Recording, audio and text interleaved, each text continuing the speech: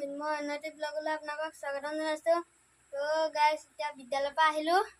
আমি আবেলি সময়ত আজৰি সময় সেইটো কাৰণে আজি জলকীয়া পুলি পচাবলৈ গিলাচত মাটি ভৰাম। কেনেকৈ মাটি ভৰাওঁ আপোনালোকে চাই থাকক। প্ৰথমতে গাইছ মই গোবৰ শুকান গোবৰ সেইবোৰ ইয়াত দিলোঁ। তাৰপিছত মাটি অকণ মাটি একো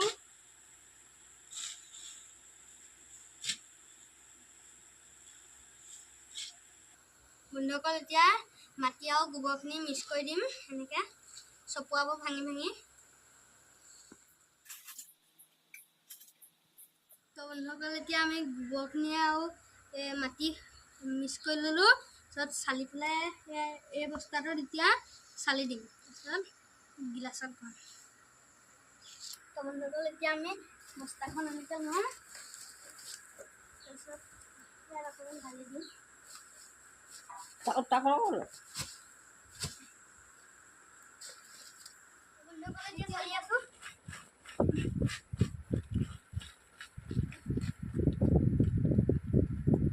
চালি হৈ গ'ল। এতিয়া এনেকৈ গোটা গোটাকৈ চকুখিনি বন্ধুসকল এতিয়া চালি হৈ গ'ল। গিলাচবোৰ আনি থৈছে যে এইখিনি এতিয়া জলকীয়া গুটি পচাবলৈ কাৰণে আনি থৈছে। ইয়াৰ পৰা একদম গিলাচ আছে দেখিছেনে? ইয়াত গোটেইখিনি জলকীয়া গুটি পচাব লাগিব। মাটিও লাগিব ধেৰ। এইবোৰ চাওক কিমান দৰা আছে। এইটো ভৰ্তিয়ে হৈ আছে। এতিয়া মই ইয়াৰ পৰা এক পেকেট উলিয়াই ল'লোঁ।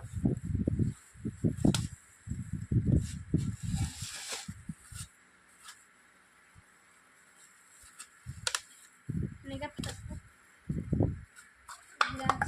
গিলাচ এটা ল'ম।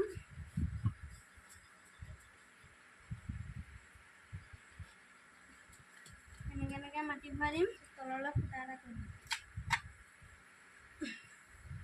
বস্তু অটকাই থৈছোঁ। আমি এই ফুটাটো কিয় কৰি দিছোঁ জানেনে? ইয়াত যেতিয়া বৰষুণৰ পানী চানী পৰিব তেতিয়া এই ফুটাটো দি তলেদি ওলাই যাব কাৰণে ফুটা এটা সৰুকৈ কৰি দিছোঁ।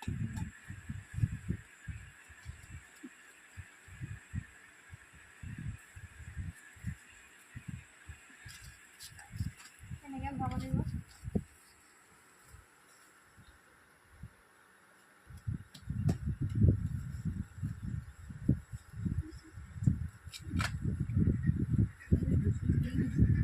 মাটি ভৰাই দিছোঁ।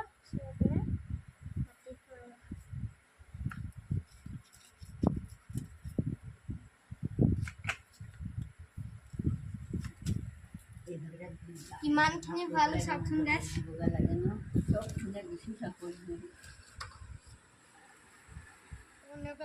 এতিয়া গিলাচত মাটি ভৰাই আছোঁ। চাওকচোন কিমানটা গিলাচ ভৰাই দিলোঁ।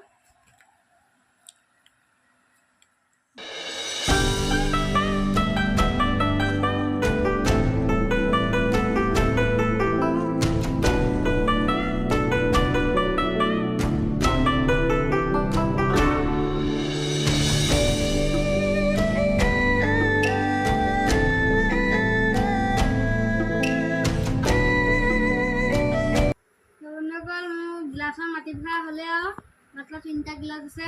এইকেইটাও ভৰাই লওঁ। আপোনাৰ জলকীয়া খেতি কৰা নাই কমেণ্টত জনাব। ময়ো মাটি ভৰাই কামৰ পৰা আজৰি হওঁ। ভিডিঅ'টো যদি চাই ভাল পালে কমেণ্টত জনাব। আজিলৈ বাই বাই।